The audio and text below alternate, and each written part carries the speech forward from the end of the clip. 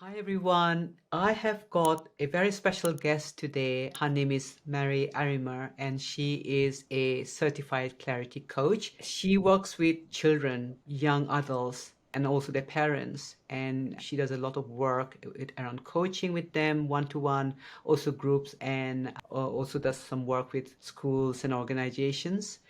I know that she's also doing some work with a local charity in Devon. She is an author of a book called Do You Want to Know a Secret, and a podcast host for a show called Precarious Parenting. Welcome to the show.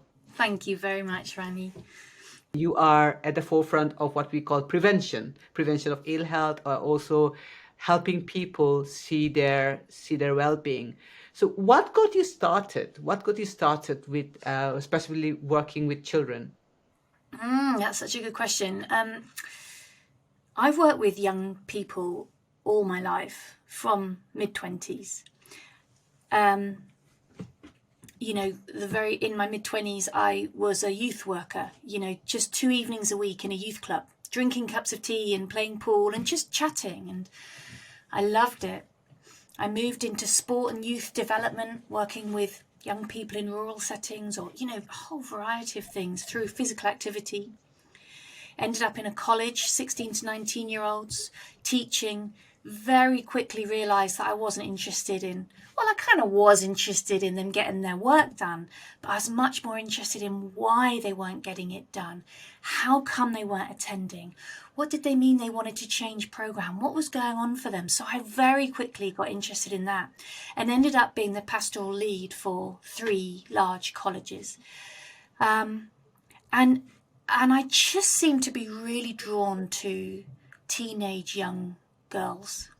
There's something, it's just my sweet spot. And unfortunately, with all the austerity cuts, further education was the hardest hit of all the education sectors, and I got made redundant. And I thought, do you know what? This is something I want to keep going. And so I just became a coach and started that training. How long ago was that? The first bit of training I did was 2018. So every year I do more personal training to be a better coach, and also for my own development. Yeah, I know the feeling, it's not like you just do it once and that's it. And as you work with people, you also look at, how is this also helping me see something Yes. different for myself, for sure. Yeah. Well, I know that my best work is when I'm feeling grounded, I'm feeling Mm, settled, I've got clear thinking. yeah. That's when I really resonate, and the rapport is there between myself and my client. So Yeah. it makes sense Yeah. to keep Yeah. doing that. Yeah. So say, for example, someone made contact with you and they saw something. Say they read a book and they say, "Oh, I wonder whether my daughter would benefit from that." And so, what's the process then? Because I know that some teenagers they might not want to talk about any challenges. Yeah, well, it's the first thing I do is have a conversation with the parent. So let's just say it's the mum, and it usually is, to be fair. And that conversation, it can be as long as they want it to be. Really, it's normally around an hour, and I'm really trying to understand their world and the mum's concerns about her child. What does she see that's going on? What's her main areas of concern? And then I'm interested in talking to the mum about what does she think her, let's say, daughter needs. And often the mum can be stumped there, because she's often thinking about what she's certain her daughter needs and hasn't really thought, well, what might my daughter say? So that's quite interesting to explore that with the parent. And then I ask them to go off. I ask the mum to go off and have a think. There's no pressure. Talk to her daughter and see whether her daughter wants to come on a call with me. And that could be anything. That could be half an hour to an hour, whatever they want. And it's a get to know you session. So the daughter and I would be on Zoom normally, and we'll just chat and we'll laugh, and I might share photos of my dog, and they might, it's a really informal time for us to both see whether we want to go forward. Mm, Absolutely mm, no pressure. And then And I'm asking the daughter what her wish list, what does she want? What does she think she's looking for? And invariably she says yes, and we arrange some kind of a package. People might be intrigued. They might think, well, I know there are like school counselors. The children are going in school, they have school counselors, and there are also therapists, like CBT therapists for children if they're struggling with low mood or anxiety, that kind of thing. So why a coach? What's the difference between what you do and what, say, for example, a counselor or a therapist would do? How would you answer that, Mary? Yeah, it's another great question, and it's all therapy. But I like to think that, well, from my experience from education and from, like, I've been in a school this morning, and there feels with some young people a stigmatism if there's a counsellor attached to the school. It becomes another, it's the school, it's the teacher, it's the counsellor, it's the parent, it's there's a lot of professionals who are looking in on that young person. I try and take a step back, make it more informal, keep it much more of a flowing conversation. It's two-way. That isn't to say that I'm then putting stuff on them. I'm not. But it's we explore things in a really interesting way. We might take this glass, but explore it from lots of different angles that they might not have looked at. So I don't offer any strategies or coping mechanisms, which parents will often ask me for, because I genuinely believe that that young person has what they need already. They have the answers already. And my job, which I think is different to some other forms of professional therapists, is I'm wanting them to be in a place where they can quieten their minds enough to see more options. I think that might be something that goes on my headstone. It's going to be you've always got more options. And sometimes we feel that we don't have any options, and that's very challenging. I've got a vision, Rani. I wonder if it's a good time for me to tell you my vision. Go ahead, please do. Well, my vision is, person by person can help reduce the CAMS waiting list. So Children and Adolescent Mental Health Service in the UK, reduce that CAMS waiting list. Because I really believe, and I'm making up an arbitrary figure now, but I really believe the bottom third don't even need to be on that waiting list. The waiting list is 2 years long. The CAMS therapists are overloaded. And I think that a lot of young people, by having somebody to listen to, having somebody who isn't part of their parental or education formal setting, can just really guide them through those feelings of overwhelm or anxiety or worry that they're currently feeling. It's not just me, it's not something I can do on my own, but there's a whole raft of people who, just by giving time and listening and being available, we can just help to reduce that number. And helping them realize something about what you just said. We already have the answers within, and that when we quieten the headspace, there are more options. And if no one is giving you the space, no one is even listening to you, how on earth are you meant to be knowing that? Yeah, absolutely. I remember a young girl, she was at college, this is a few years ago, and she said to me, she said, I have anxiety. And I said, oh, okay. Who told you that? Where did that come from? And she said, oh, the school nurse. She said, I went to see the school nurse and I talked to her and she said, oh, you have anxiety, and then sent me away. And it's like, how's that helped her? Because now feels that she's got a condition. She's now holding that information and it's become a belief. And it was really nice experience to explore that with her. And maybe she had moments of really high anxious feeling, and maybe she had moments when she didn't. People do use those terms quite a lot nowadays. Anxiety becomes anxiety disorder, low mood becomes depression, feeling panic becomes panic disorder, and things can get from bad to worse, and there is a spectrum. So I'm not dismissing any of that. No. But what if we could help people see beyond the label? And even if someone has a label and someone does fulfill those criteria for clinical depression or anxiety disorder, is it fair enough to just say, oh, this is it. So all you need to do is this the CBT or take medication, which is another conversation to be had anyway. What if people were to say that, okay, at the moment, this is where you are, but it's not who you truly are? Yeah, And what would that do? How soon would they recover? Do you see what I mean? I do. Yeah, absolutely. Younger people say, I really like the fact that your first question is, how's your week been? What's been good? And they tell me what's been good. And sometimes they don't even realize what's been good. But as they're looking back over their week, it's like, oh yeah, that was good. Or, oh yeah, I enjoyed that. Or I had a bit of fun there. And they said often I'm asked to look back at what wasn't good and why wasn't it good.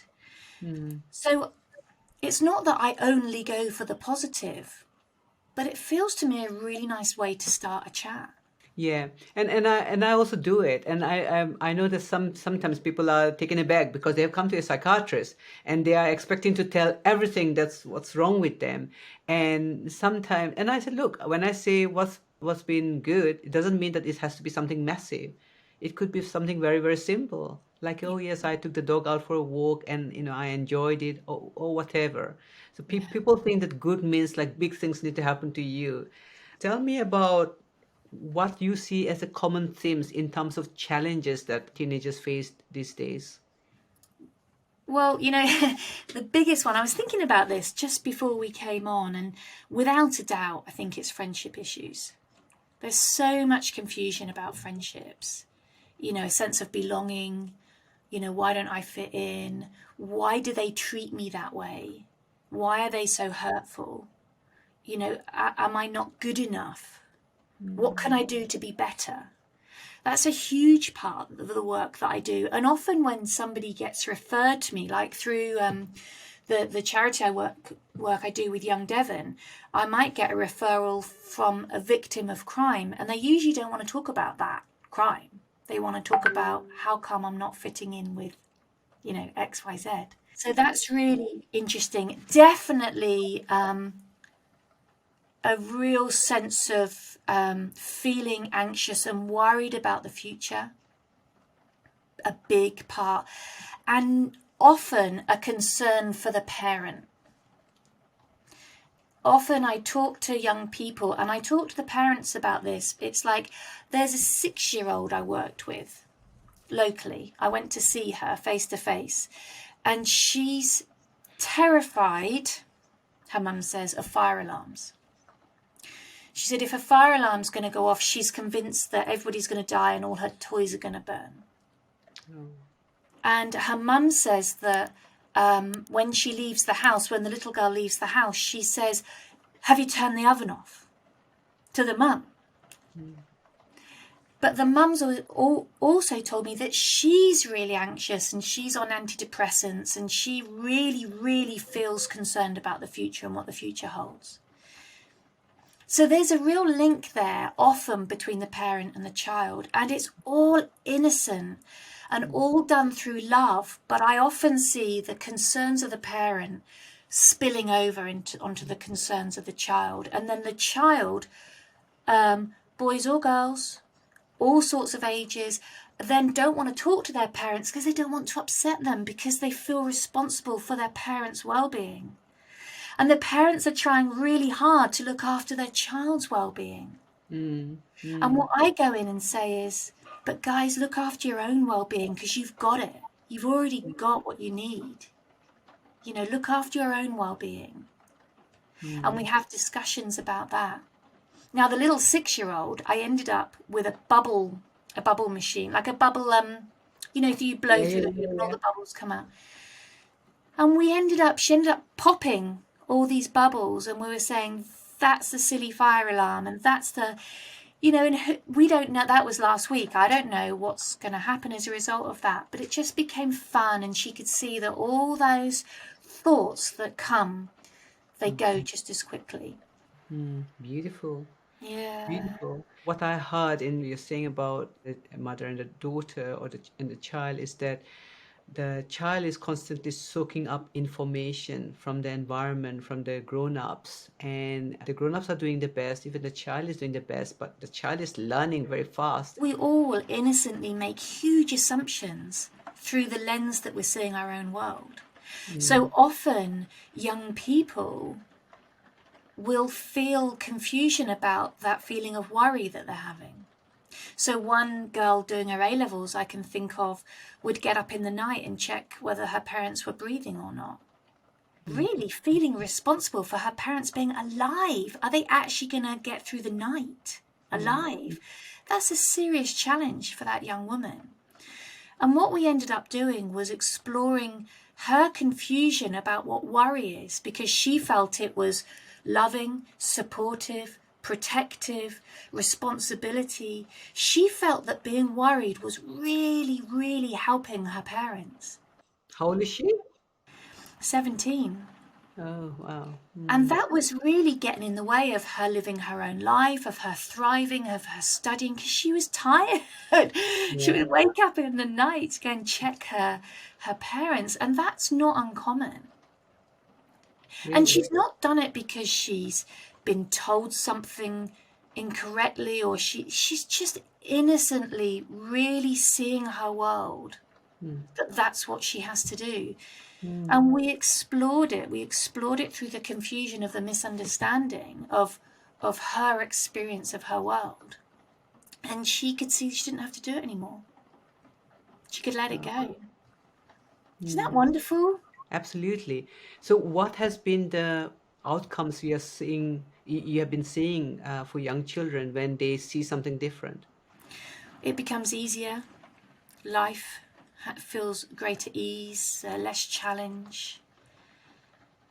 I talked to a lad today, and he in school, and actually he and his younger sister, who's 8, this lad's 11, were physically assaulted by their dad. The mum and dad have split up, and he felt it was his fault, and he felt that his dad didn't like him, and so he was to blame.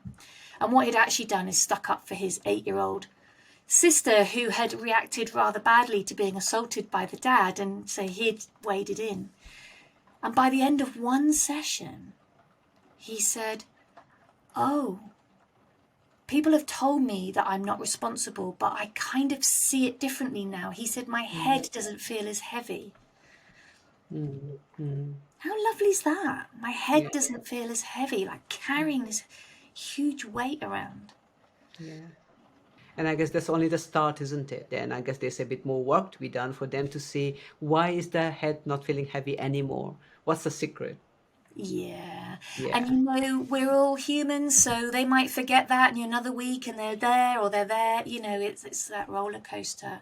Yeah. But for me, and often I see with young people, is that whole understanding that somebody else's behavior isn't personal to me. It's not my fault. It's not something I've done. And that's a real opportunity to step out of our own way. Yeah. Yeah. And I Beautiful. experienced that myself in working in this understanding. Yeah, no, me too. Me too. Yeah. So what are the tips you would like to leave for people who are listening to this? 2 or 3 points that you would like people to consider and reflect on? I think the first one is I really believe that everybody on the planet wants to be listened to and wants to be heard. Everybody. That's not to be fixed. That's to be heard, and it's actually a skill, I think. And I would, I'm guessing parents are going to be watching this recording and listening to this recording. There are so many ways to, some great books. Liz Scott's done a brilliant book on deep listening. Mavis Khan does wonderful YouTube free videos on deep listening. But be available and listen to your child without that parental fixer coming in, because it's ingrained.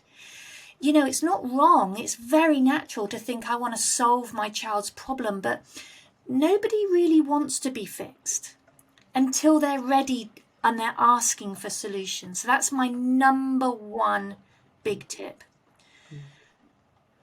Another thing that often I hear is there's no point going to the school, or they haven't told the school something. Now, coming from education, I'd say tell the school, because how can these professionals know if they don't know? So if something's happened or something you think you need to share with the appropriate people at school, then do it. Now, some people haven't had a great experience of school, and schools are up against it at times. You know, I'm not apologising for schools who lack that support, but I do think parents should share information. I think it's really helpful. And the third thing is get my book. It takes 10 minutes to read, and it's short. I call it a toilet book because you can do it in one sitting. And what parents have said is it's a really nice way to start a conversation about mental health. When they don't know how to have that conversation, it's a really nice way, or just to leave it with the young person. So I would recommend, and it doesn't have to be that. There are lots of other ways they can do that, but use the resources that are out there. But keep loving, you know. Number 4 should really be number 1, 2, 3, and 4 is just keep loving your children, and then love them some more, even when they do things and behave in ways that you find tough, because their behavior isn't them. The way they're acting out right now isn't the truth of who they are, and the parents who are listening, they know that. They know that deeply. So keep loving and loving some more. You mentioned my podcast series, and I would say that Dickin Bettinger, Mavis Khan, and Jack Pranksy, there are 3 videos podcasts that I would really draw parents to, because they're beautiful, beautiful message about parenting. Oh, that's so beautiful. You know, I love this. Going back to your 4th point, when you said keep loving, I guess part of the challenge for parents is that if we don't give any love to ourselves, and we are not kind to ourselves, then it can be a bit tricky to give from an empty cup. Absolutely. You know, and I've got 2 stepsons who are in their mid and late 20s now, and there have been some really challenging moments. Really challenging, and we all lived together in the same house, and you know, there were moments that you're really checking in, saying, hold on a minute. But when that red mist or that grey fog or whatever you want to call it falls away, which it always does, always, you know, that's the principle, like gravity, it always drops away, then there's the love. It never went anywhere. It's like when people say, I've lost my confidence. No, they haven't. They've just lost the feeling of confidence. And then there are moments when they feel confident again. It's the same with us. The most important thing is that there is this message of hope for young people. Young people do not have to suffer. Thank you so much for coming today. Oh, thank you, Rani. That's been wonderful to see you.